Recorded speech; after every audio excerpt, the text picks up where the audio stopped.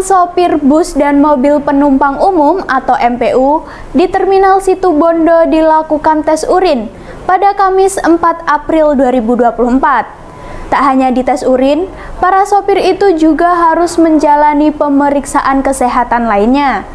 Pemeriksaan yang melibatkan tim medis dari Dinas Kesehatan dan dokter kesehatan Polres Situbondo ini dipantau langsung oleh Kasat Lantas Polres Situbondo, AKP Tutut Yudo Prasetyawan, untuk memastikan kondisi kesehatan para supir layak serta bisa mengemudi selama arus mudik dan balik lebaran.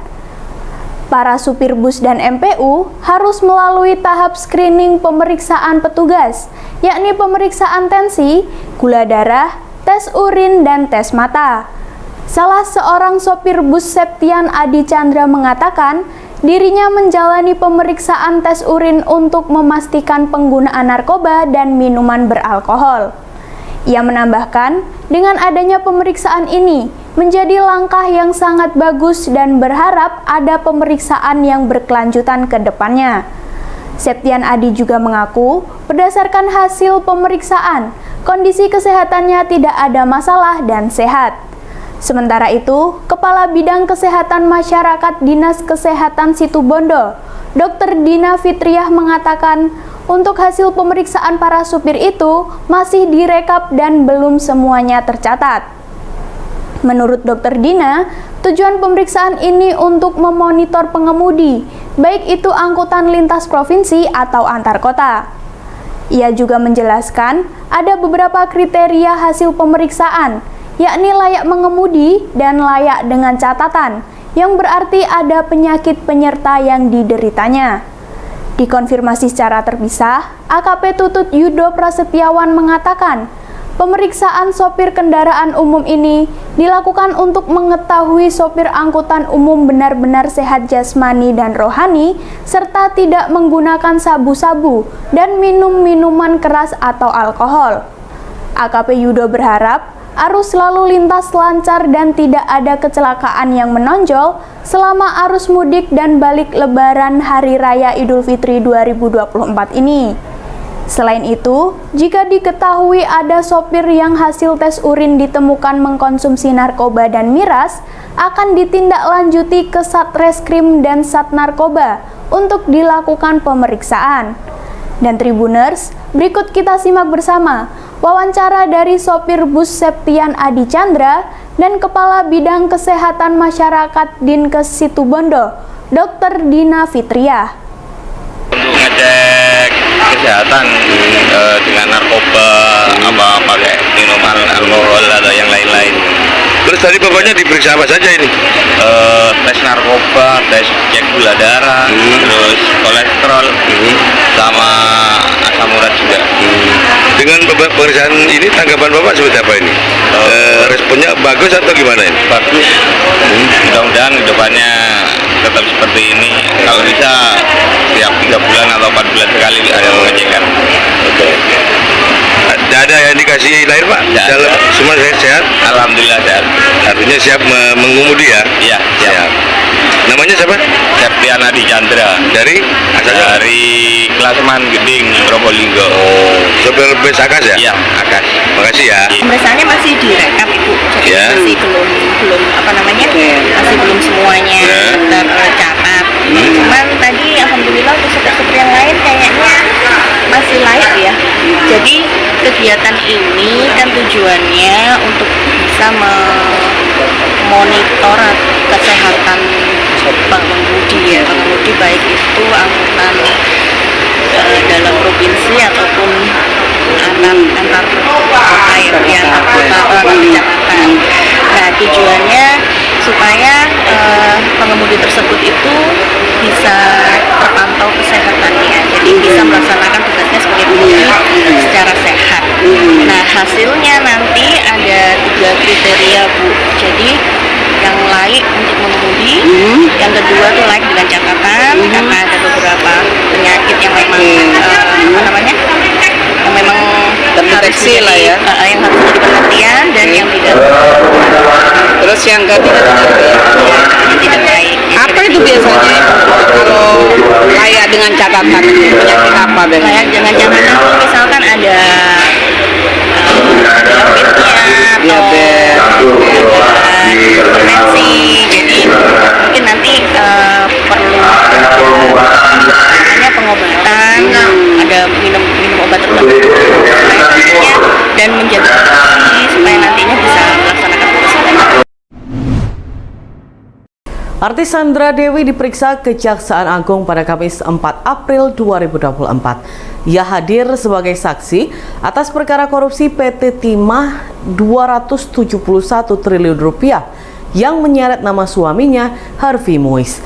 Dalam kesempatan ini, ia tampak hadir dengan menenteng tas yang terbilang murah. Penampilan Sandra Dewi saat penuhi panggilan Kejagung menjadi sorotan publik. Sandra Dewi hadir mengenakan kemeja putih dipadukan dengan celana berwarna hitam. Namun siapa sangka Sandra Dewi menenteng tas yang harganya diprediksi kisaran Rp600.000-an. Tas tersebut sebelumnya dibawa oleh salah seorang pendampingnya yang menemaninya ke Kejagung. Hal lain yang menjadi perhatian publik adalah ekspresi Sandra Dewi yang terlihat sumringah di saat suaminya sedang mendapatkan masalah. Ia bahkan terlihat melemparkan senyuman dan memberikan lambaian tangan kepada awak media. Ibu dua anak ini juga meminta awak media memberikan doa untuk kelancaran proses pemeriksaannya. Sebelumnya, Sandra Dewi memang kerap memamerkan koleksi tas mewahnya. Salah satunya adalah tas dari rumah mode asal Prancis, Hermes. Diketahui harga tas Hermes tersebut dibanderol dengan kisaran 164 juta rupiah.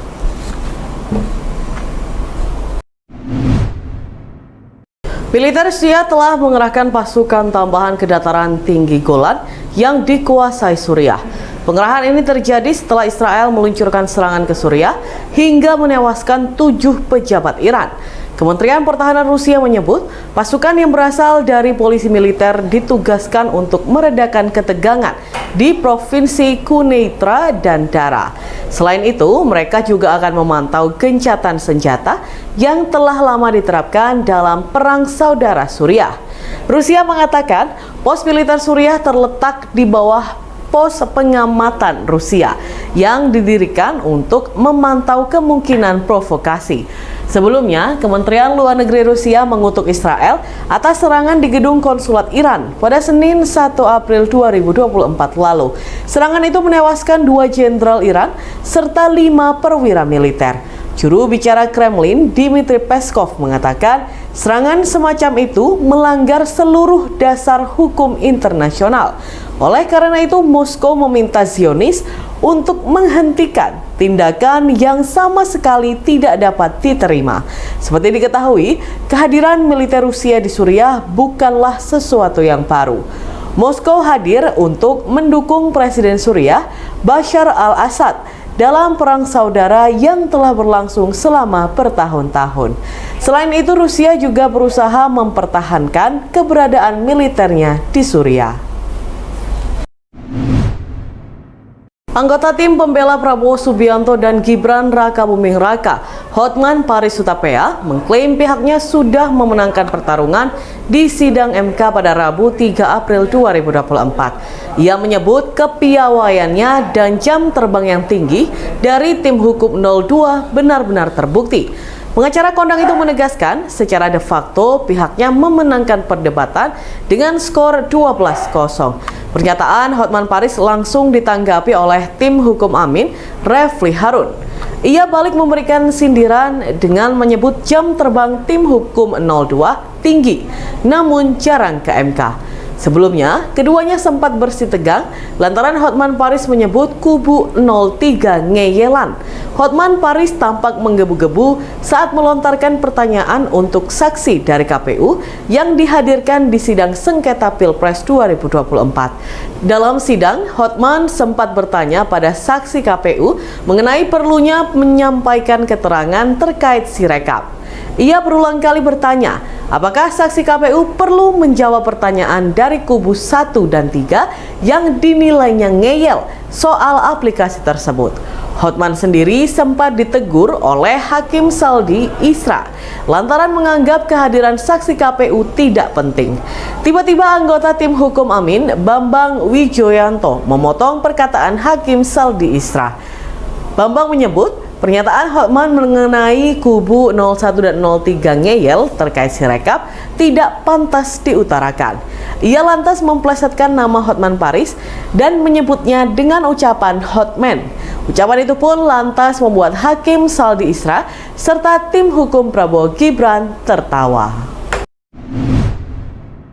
Siapa sangka di tengah kawasan hutan Kecamatan Wungu, Kabupaten Madiun, pernah berdiri sebuah kantor yang bernama PT SHB atau PT Sinar Harapan Bangsa.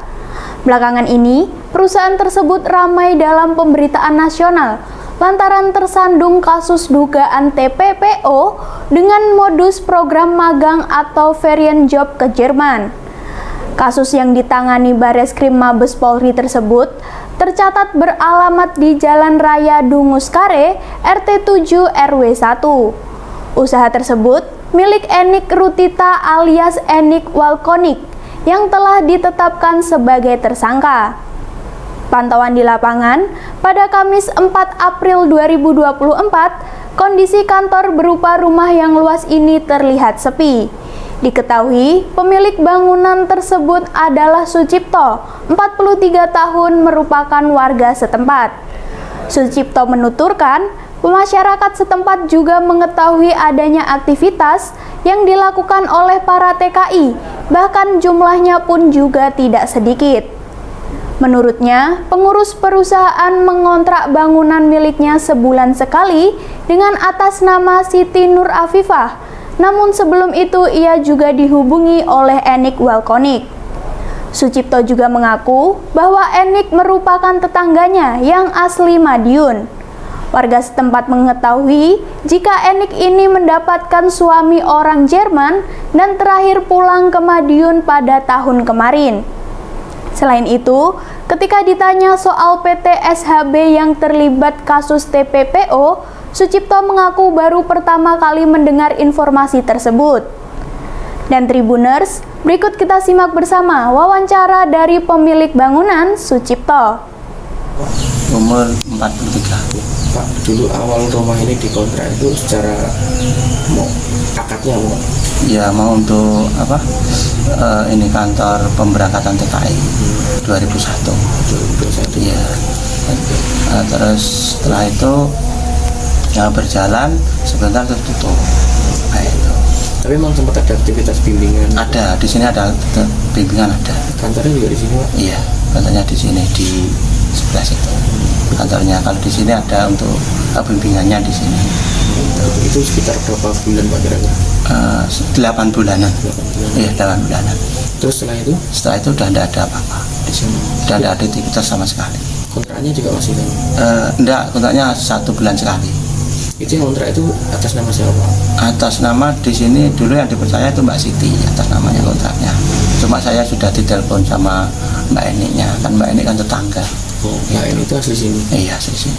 Bapak sudah dengar belum terkait dengan TPPO kasus penipuan yang magang Jerman itu melibatkan PT SHB yang di sini? Saya belum dengar. Belum. Gitu.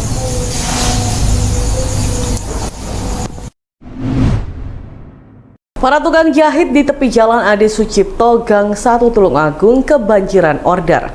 Mereka banyak menerima permintaan permak baju lebaran sejak sekitar sepekan lalu.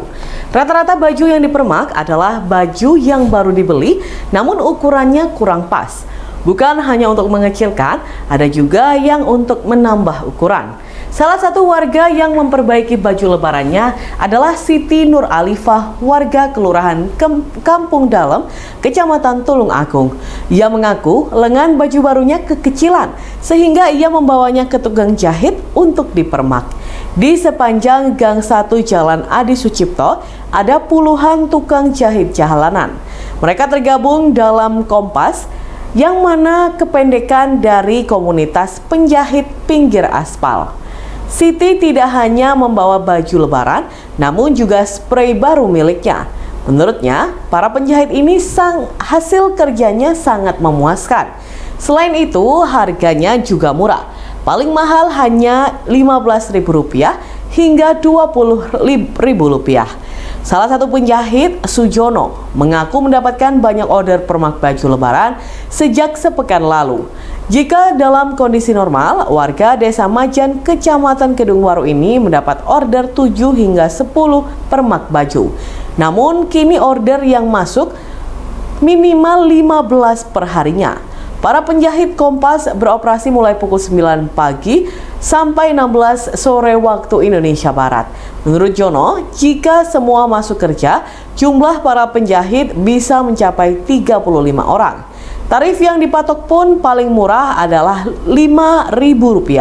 Biasanya untuk pengerjaan ganti kancing atau menambal lubang kecil. Tarif termahal sebanyak Rp20.000 seperti permak baju gamis yang kebesaran. Para penjahit yang bergabung dalam Kompas ternyata bukan penjahit sembarangan. Mereka mulai muncul saat krisis ekonomi sekitar tahun 2000 silam.